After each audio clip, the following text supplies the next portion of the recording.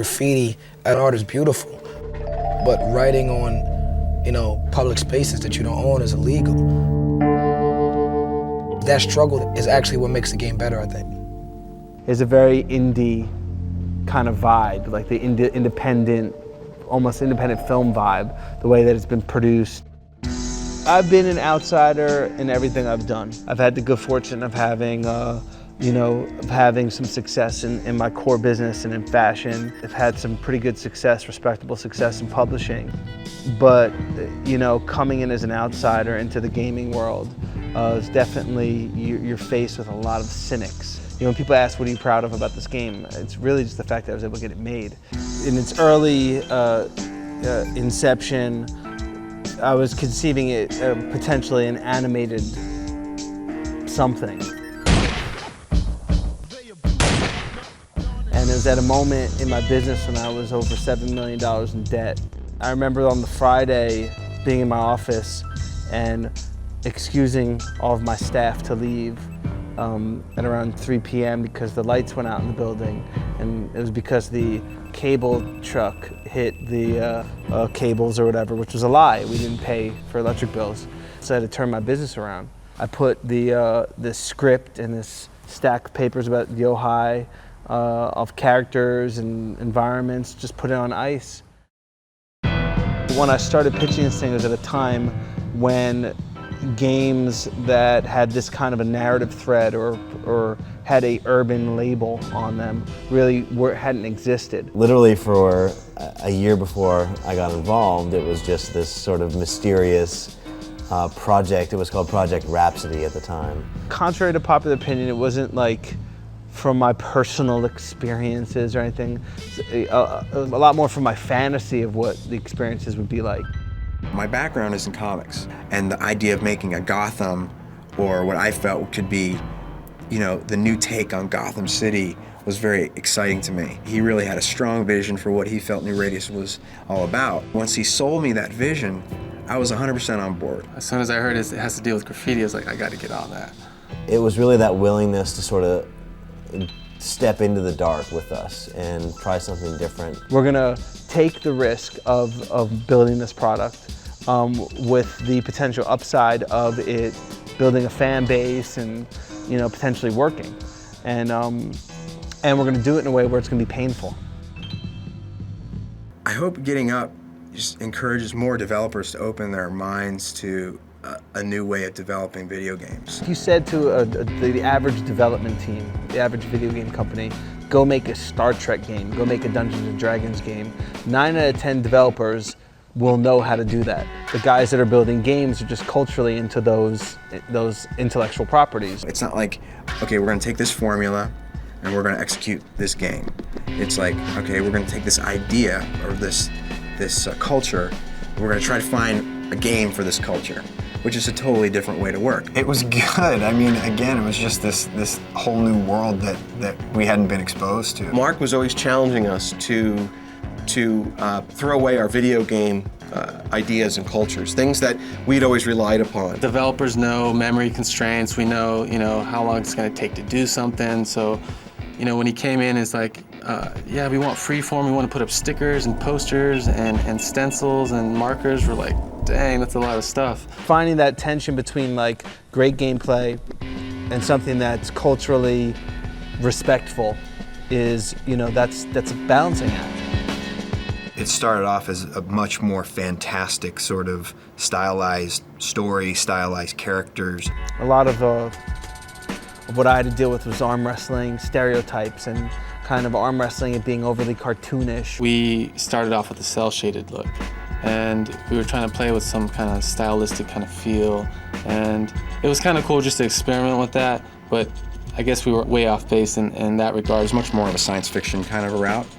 In fact, Train at one time had wings, sort of a little known fact. Real funky walks and exaggerated posing. Wide leg pants or something, and like overly big feet, overly hulking body proportions or something. In fact, I wanted to make him kind of scrawny.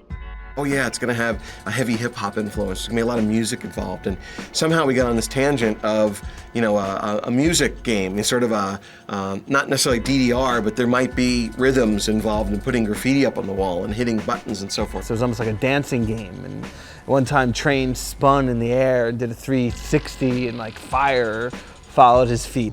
Bending the character backwards, doing 360 flips. I mean, it was much more acrobatic. I remember this one idea we had where he had a spray can, you would jump off a building and you would use it, you know, to kind of slow down your fall. And that was a little, you know, kind of out there. You know, I didn't want to be on some like 80s b-boy, like purely throwback. I wanted to feel contemporary. So like when they proposed, you know, an opening cinematic at a DJ battle with breakdancers, I kind of... It wasn't really what Marc was going for. You need to have like Train in the club breaking and then running outside and painting. I remember that first interview, first phone conference with Marc, and he's like, well, guys, I don't think you're quite getting it here. You know, it's more about the culture and the graffiti and what it means to be a graffiti artist and live in an urban city. And we came up with something that was a little more fluid, that felt more real. We've gone through a lot of iterations just to get the graffiti feel into it. We had some weird thing where the arm would move all funny. We did something crazy like that, but it didn't work. And now you can actually just spray paint and it feels smooth and it feels natural. You see the mist come out and there's an underspray element to it. And then eventually you fill the piece in and then you get the flourish when it's all done. We have this kind of urban, gritty world and people can relate to that more rather than kind of this cartoony facade. There's this whole element of exposing, really fast-tracking the history of graffiti. So you learn how graffiti starts. You get to meet these legends, these real graffiti artists in the game. Graffiti art was a huge part of the culture of hip-hop and the culture of New York City. Marc, as an artist and as a businessman, has done a good job of making sure that it stays true to the culture. And there are actual graffiti legends like Coke 2 and Futura who are in the game. What Marc has done is by signing up 50 graffiti artists plus the 6 legends, is he sort of instantly brought a certain authenticity to the game. Different people play different capacities. Some people just lent their art. Some people lent their voiceovers. You know, these are guys that Marc knows and that he brings to the game and that we meet in the game. Guys like Scene, guys like Shepard Fairey, you know, who sort of rewrote the art of propaganda. Guys like T-Kid who, you know, teach our character Train how to do wild style. Damn, T-Kid, this is all you? What up, son? I mean, their likenesses, they lend their voices, and so it lends an authenticity to this project that's unparalleled. Marc came down to the idea of getting this artist named Sub to do all of Train's graffiti. I went through Sub on the advice of my lead artist, Mike Evans. I'm pretty much doing everything from when he's a toy all the way to when he's a legend. So generally all of Train. You know, he understood automatically his own understanding and knowledge of, you know, the come up from toy to, like, you know, aspiring to be a legend. Actors have to get into a character. As corny as that kind of sounds, like in a graffiti world, you kind of have to do that because you kind of have to backtrack back to the idea of him being a toy. He knew to think that way. He was asking those questions. He knew that the art acted as a character. When you're in Newport Beach, California, where they are, and these guys never came to New York their whole lives. I made sure they get on the underground.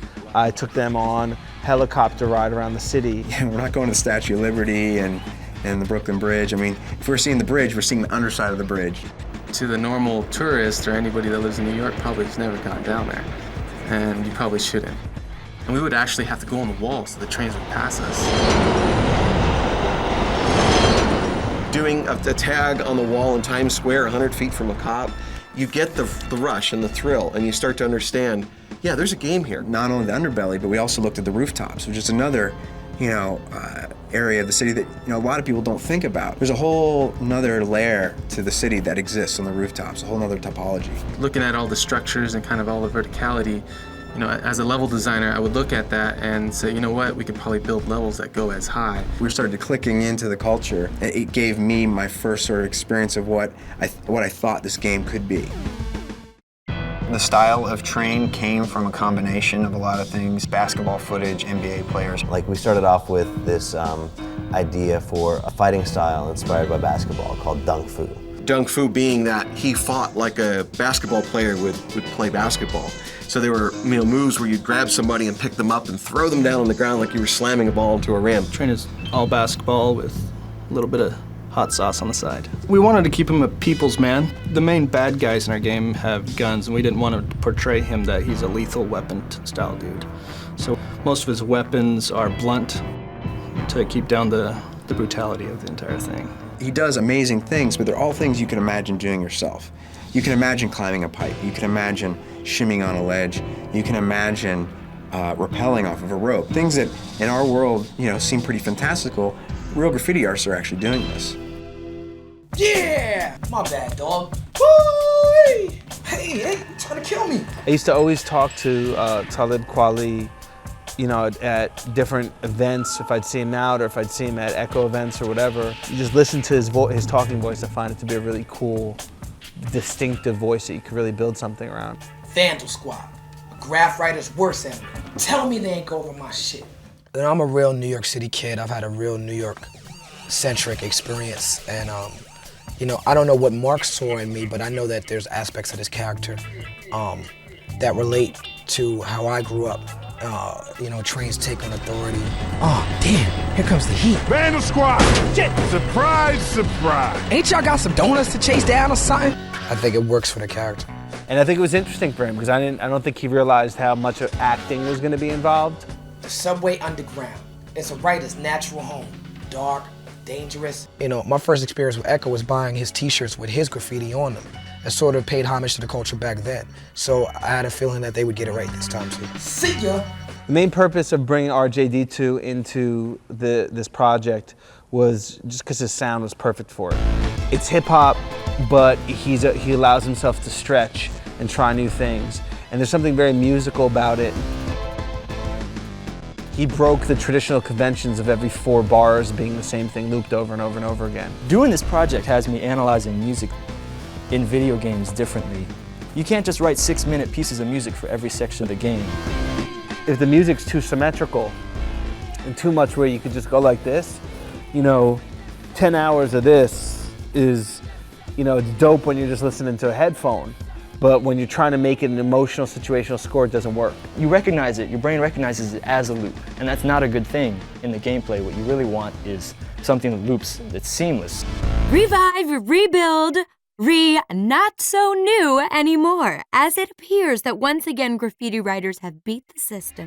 From the voice talent to the music talent, we're able to really tap into some of the popular icons in entertainment right now. Brittany Murphy, who's gonna play Karen Light, and Rosario Dawson, who's playing Tina.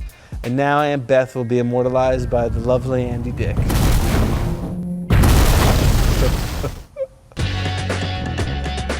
Fashion culture is very elite. Okay, some of the most elitist pricks I've ever met have been wearing like $5,000 helmet Lang suits. But I learned fast that gaming nerds, like hardcore game nerds, they have an opinion and they are hell-bent in letting you know and communicating. And I respect that about gaming community. It's a part of the challenge I signed up for when I wanted to get involved in this. I knew I had thick enough skin to deal with it. You can never control the haters. There's always gonna be haters or cynics. But I would just say to the haters that I'm making it, bitch. I remember I must have been in 5th grade or something like that. My father and my family were driving to visit a cousin in Trenton, New Jersey. And there were all these freight cars bombed with graffiti. I commented on it. My dad picked up a book called Subway Art he brought home for me. I remember falling in love and being enamored with these full top-to-bottom cars done by Dondi and Scene. Images of Futura, holding himself up, between cars. So that's how I got into it. I fell in love with it. And, graffiti as a medium is, probably one of the most co-opted art, phenomenons of the last, 30 or 40 years.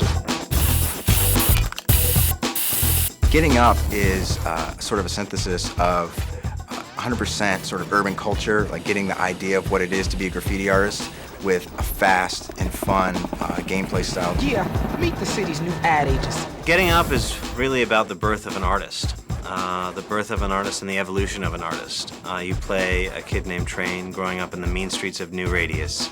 New Radius is like New York City, set maybe 15 minutes in the future. And this is the city where Train learns his art and his craft. And his art and craft is graffiti. So you, as the character in the game, go through the evolution of what it's like to be a graffiti artist. So you'll start as a toy. You learn how to write your name in creative ways. You learn other types of graffiti, like you go from doing a throw up on the wall to doing a burner to doing a mural, to learning about roll-ups with long roller sticks, to do wheat pastes and start doing posters and stencils and all these things that make you a legend. So Marc was able to, not only get 60 graffiti artists in the game, 6 of them are actual, their likenesses are actually in the title, and we meet them throughout the course of the game. As Train's evolving as a graffiti artist, these legends sort of serve to train him on different skills and techniques that will help him improve his look. Marc Ecko lives in New York City, so obviously that was a big part of our influence. We spent a lot of time on research trips going to New York, really studying it, getting a lot of photographs. But in addition to New York, he was pushing some exotic locations, and one of them was Kowloon, China, and it's since been destroyed. But it was this ghetto of sorts that was tiered structures and very scary and creepy and almost like the unlivable conditions. In addition to that, we wanted to push the world to this vertical height, so we would take New York City and say, well, what if it was even, instead of 9 stories above for an elevated train, what if it was 20 stories above? So we're truly trying to push this verticality in the game. One of the unique ways that we get around in Getting Up is this thing called buildering, which is a way that the graffiti artist might move up the side of a building, but I'm actually using the environment to my advantage. And it might be a combination of jumping or climbing or moving up the side of a chain link fence to get to a pole that I can shimmy across. These are the ways that the player uses his environment to navigate through and Getting Up. I just wanted a composite character that just was not typical. How would an action hero look like? Does he have to be hulking? Does he, especially urban? An urban action hero, does he need to have wide leg pants and big shoes?